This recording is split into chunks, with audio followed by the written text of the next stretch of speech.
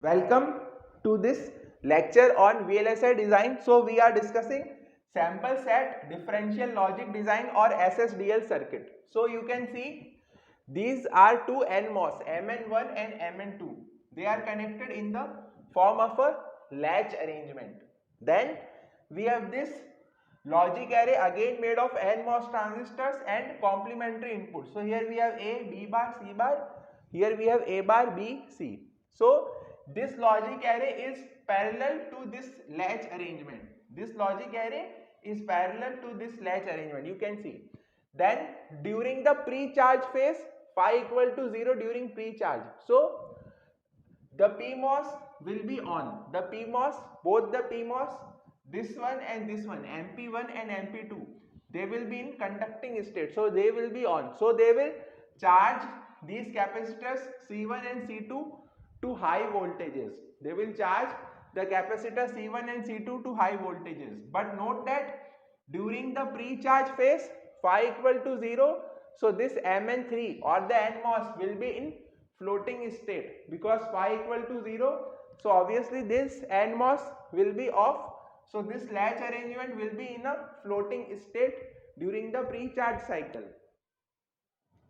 But this NMOS is controlled by the clock signal phi bar. So this will be on during the pre-charge cycle. This NMOS will be on during the pre-charge cycle. So the actual value of the voltages V1 and V2 will depend on the logic array. So we can see that the actual value of the voltages V1 and V2 of the capacitor C1 and C2 will depend on the state of the logic array. So we have seen here that this switch is open and this switch is closed. So V1 will be charged to VDD.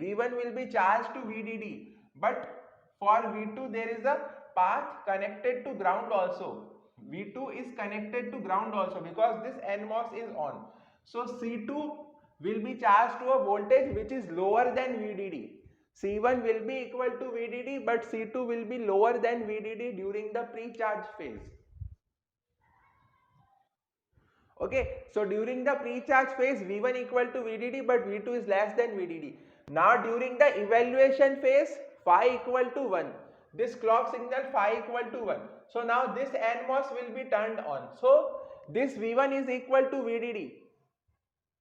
This V1 is equal to VDD. So it will turn on this transistor Mn2 and what will happen is that the voltage V2 will be discharged to 0 during the evaluation phase. Why?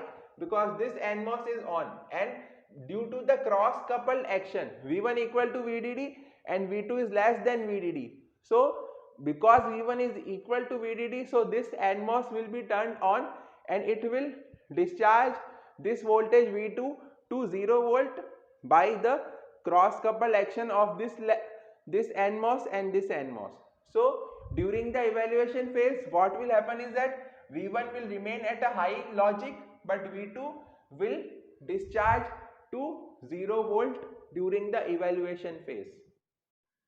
Because this V2 is less than VDD. So what will happen is that this Mn1 will not discharge this capacitor very quickly. This Mn1 will not discharge this capacitor very quickly because V2 was less than VDD. So first what will happen is that since V1 was greater than V2, so the discharging of V2 will happen first because Mn2 is pulled into the conduction state before Mn1 is pulled into the conduction state. One advantage of this SSDL circuit is that this logic array is valid only during the pre-charge phase because during the evaluation phase phi equal to 1, so this NMOS is off. During the evaluation phase this NMOS is off, so this logic array is logic array is not used in the evaluation state. So the advantage is that the complexity of this logic has no effect on the evaluation time, because this logic array is not switched on the circuit during the evaluation phase. So this logic array may be highly complex, but it does not affect the evaluation time. So this is a very big advantage of this circuit, that during the evaluation phase the complexity of the logic array does not affect the speed of the circuit. The only disadvantage of this SSDL logic is that even during the pre-charge phase there is a path for current to flow from the power supply to the ground, because during the pre-charge cycle also this Mn4 is on, this NMOS is on. So during the pre-charge phase also there is a path for current to flow from the power supply to the ground. So there is some loss of power which happens during the pre-charge phase also. So this is the disadvantage of this sample set differential logic circuit. So thank you. Please like and share the video and subscribe the channel. And this was a complete operation and as well as advantage and disadvantage of the differential logic. So please like and share the video and subscribe the channel, and also press the bell icon. I regularly make videos on different concepts of VLSI design and on software related videos also, like Cadence Virtuoso and Xilinx Vivado. So please like and share and subscribe. Thank you.